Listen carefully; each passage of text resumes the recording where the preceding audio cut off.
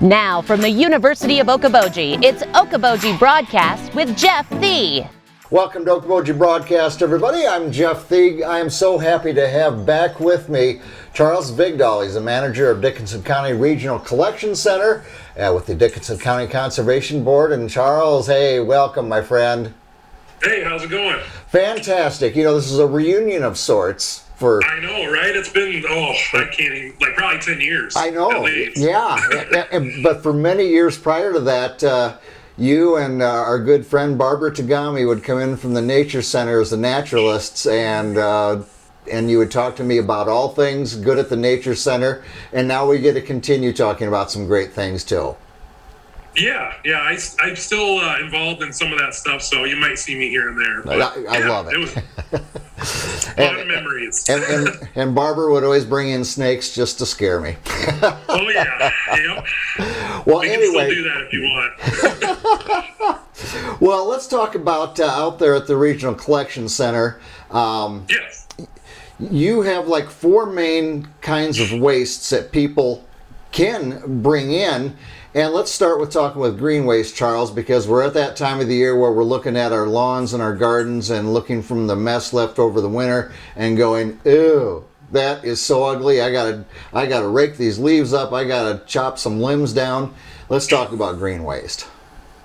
Yeah, so I basically tell people what we do down here is we take stuff that you can't throw in your garbage. Right. And one thing you can't throw in your garbage is green waste. And that's basically a state law saying that you can't throw it in your garbage because all of our landfills will be filled with green waste. But that's one service that we do provide for the county. Anybody in the county, we're kind of the catch-all for the county. Right. Depending on where you live. Like, for example, I live in Spirit Lake. There's also a green waste site for me as a citizen of Spirit Lake to go to. Right. Most municipalities have their own place that they can go. Some municipalities actually bring them out to us. Okay. But we're always here all year long that anybody can come and bring their green waste. And we accept basically, we accept leaves and grass, which we keep separate. And then we also accept trees. Right. So there are some exceptions, like we can't take anything that's too big or root balls and anything underground we can't take. So Okay. We do take those things, and we, with the leaves, we try to tell people to keep those separate, leaves and grass. What we do with those is we compost those, turn those into compost, Right. and then people can come take that. And then we also, with the trees, we have to grind those, and then we have to get rid of those too. So Yeah, and you've been busy grinding this week like a crazy man, haven't you? Yep, we just got done grinding all of our huge pile of green waste down here. So that will actually it's already ground up, and I'll have semis in here taking it out. So we also do have some for people to, if they ever want wood chips and stuff, they can come in and take too. So. And you read right into my next question about wood chips. A lot of us like to have that stuff we put over, by our shrubs and so forth around our trees, and and those wood chips are fantastic. Yeah, we have ground up wood chips, and then we also have compost available. If people come in and they load up themselves, like with a shovel or a bucket, there's no charge. That goes the same with compost. Right. And then if they do want us to load it, I do have a wheel loader. It's about 3.5 cubic yards. It'll fill a pickup.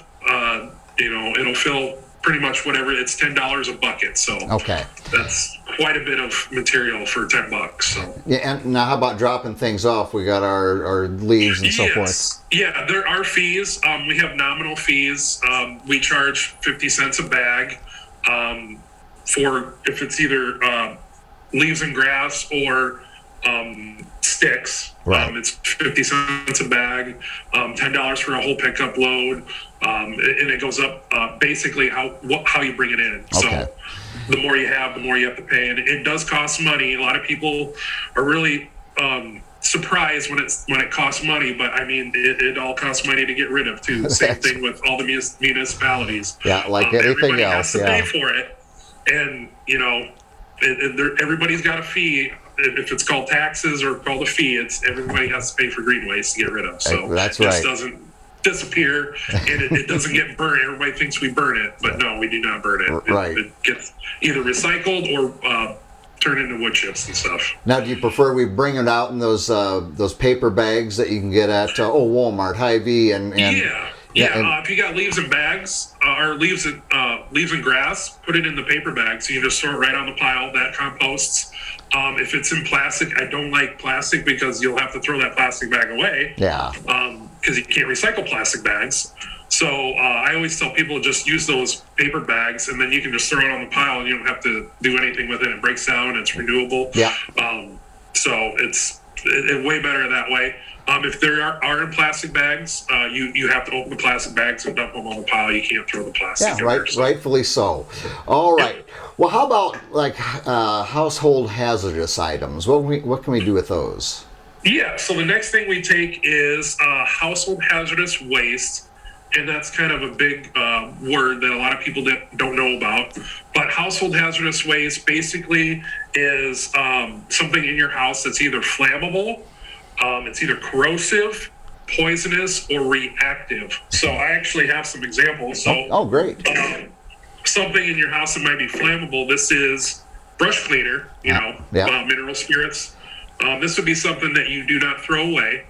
All this household hazardous waste stuff you cannot throw away in the garbage, because you throw this away in the garbage, it can start things on fire. Right. Basically. So that's one thing that we do take.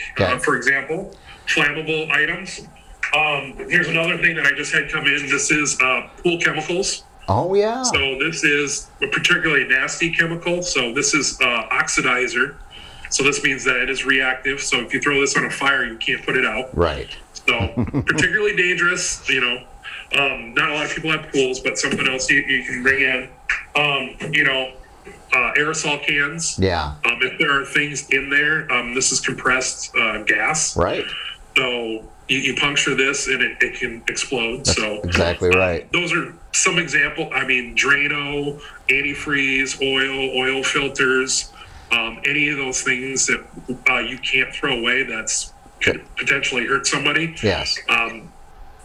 You can bring it down to us. Okay, very good. And here's something. We had a meeting last week, and something you educated me on, Charles, and that was electronics with rechargeable batteries and what can happen to them. People don't know what to do if they change a phone or they've got something with one of these lithium batteries in it. They don't know what to do with them, and they're dangerous. Yeah, that's becoming a big thing right now is rechargeable batteries. Yeah. That's something that, pretty much everything's got a rechargeable battery in them these days. Computers, I'm on a computer right now that has a lithium battery. Sure. The thing I carry in my pocket every single day, lithium battery. Right.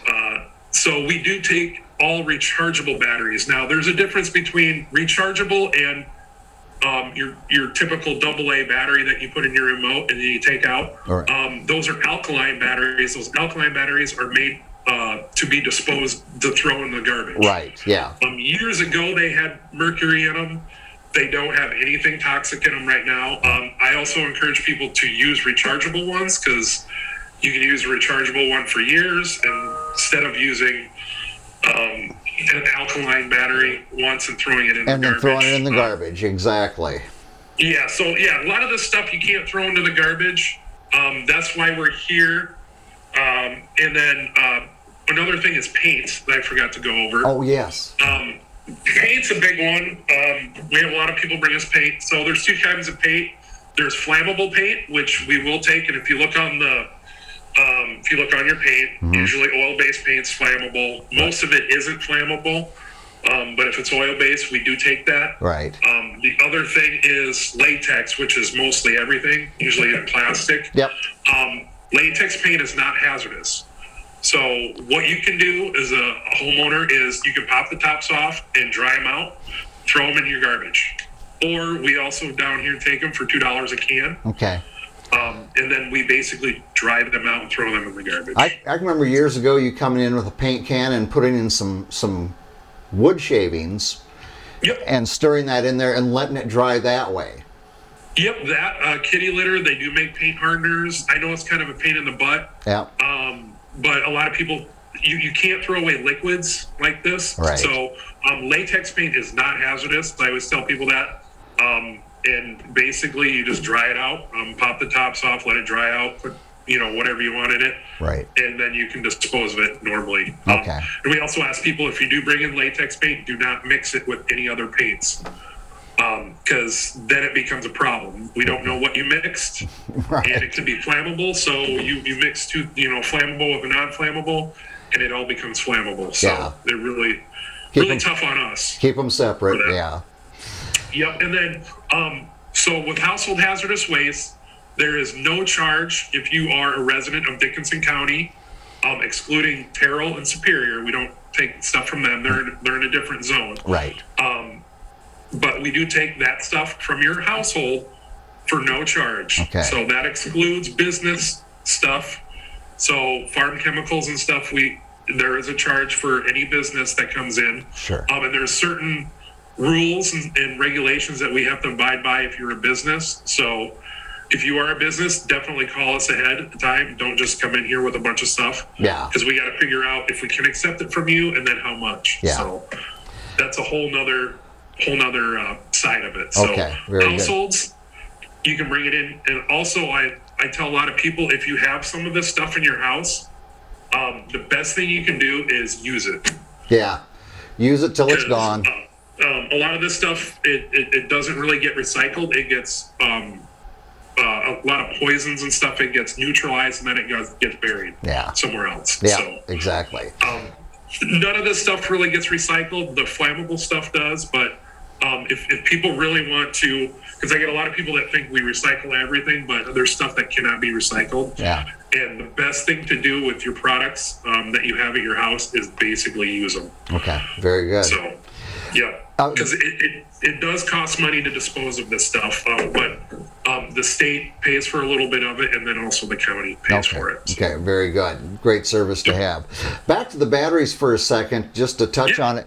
You mentioned something, another way to get rid of batteries that you can pick up an envelope, or I can't remember exactly what you said about that. Yeah, that's basically, it's a program, but it'd be more for like a business that uses a lot, if they had it's a program called Call to Recycle.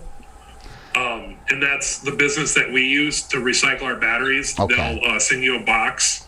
So if you're a business or a municipality and you have a lot of batteries coming to you,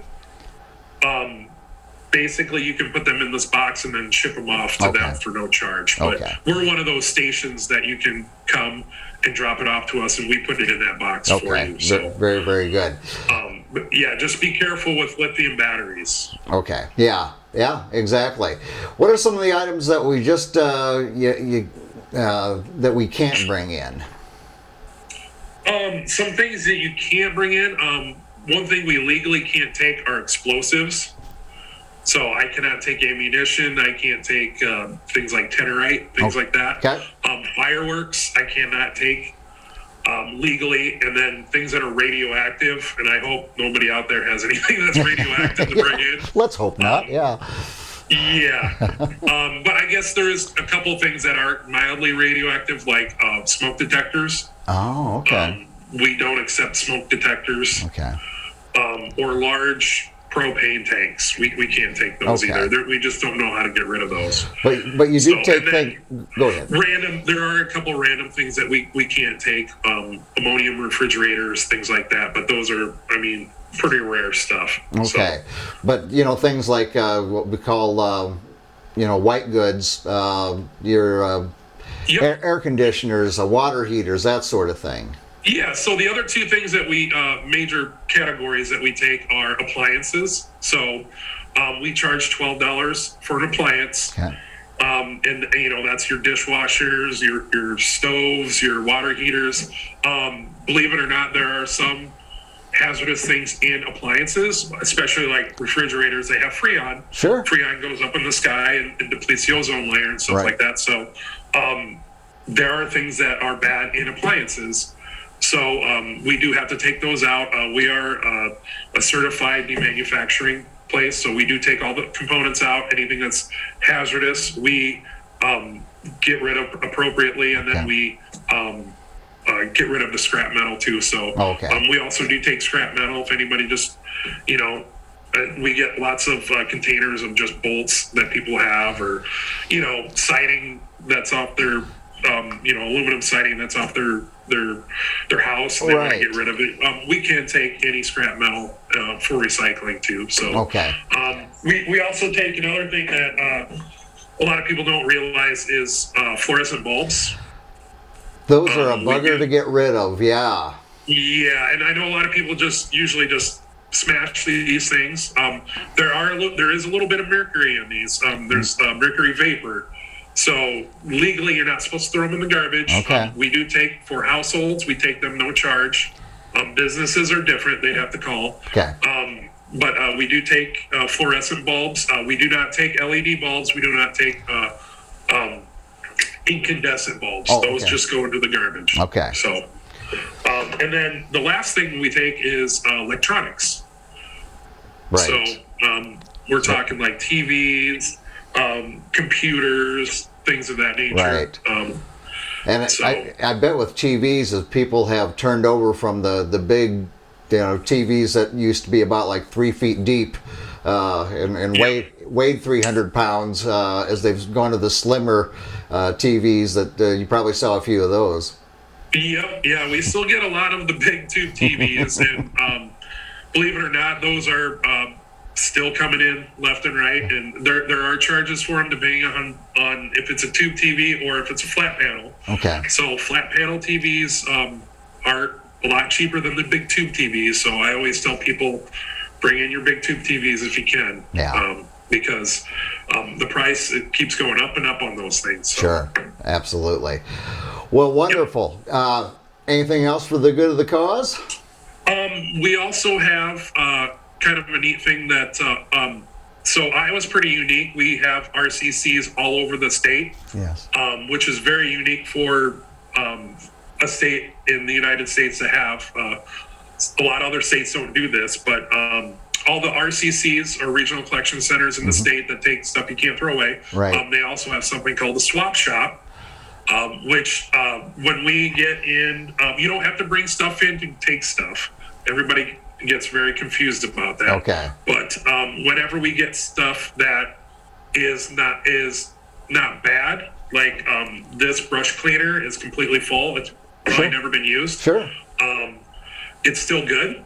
So what we do is we put anything that can be used by somebody else on our swap shop. Oh, okay. So people can come in. We do get an awful lot of latex paint. Yeah. That is still good. So if it's any good, we check it out. We put it on the swap shop, and people can take anything on that swap shop for free. You'd be very surprised on some of the stuff that comes in. We'll get full cans of Windex and different things like that are perfectly good. And instead of us paying to get rid of it, or the state paying to get rid of it in the county, we put it on the swap shop and it can be used again. Fantastic. So, another way to recycle. Yep. I still tell people, if you got it, use it. I'd rather not see it in here. Right. But if somebody can come in and use it and take it away from you and put it to good use, there you go. Yeah. Yep. It's just giving it another life, because reduce and reuse is the thing you really need to do. Yeah. Very true. Those are the two major ones. And then if you can't, recycle. Yep, exactly. Is the very end. So. And you're located out there on the, I can tell from a small town on the. Yep, we're on A34. We're just east on A34. It's kind of hard to find. If you Google Map us, we're on Google Maps. Our address is 2260 220th Street, Milford. If anybody has any questions. And our phone number is 712-338-2549. All right. So if you have any questions, we're on the internet too. If you go onto our website, which is, if you go to Dickinson County Conservation Board, which is who kind of runs us. Yeah. And then you go under Regional Collection Center, you'll see our page and you'll see all the information I just blabbed about for the last 15 minutes. And you'll see a phone number, an email, and don't don't hesitate to call us or send us an email. Yeah. We can probably help you out. And, So. in fact, it's probably better to make a quick call or send an email before you bring something up. We do get a lot of people calling us about, we'll have people bring us mattresses. We're not the dump. So, Nope. yeah, we don't take mattresses. We're not a redemption center. We don't take pop cans. Right. So, I mean, we get those calls every single day. So if you really don't know, check our website out. And if you really have more questions, give us a call. Very good. About it. So. All right, Charles. Well, thank you for taking time with me once again. It's always a pleasure to talk to you. Yeah, thanks, Jeff. Thanks for putting us on the internets. You bet. My pleasure to do so. Charles All right. Well, thanks. Charles Vigdal, manager of Dickinson County Regional Collection Center for the Dickinson County Conservation Board, here with us today. We thank him for taking time. We thank you for watching us right here on Okoboji Broadcast.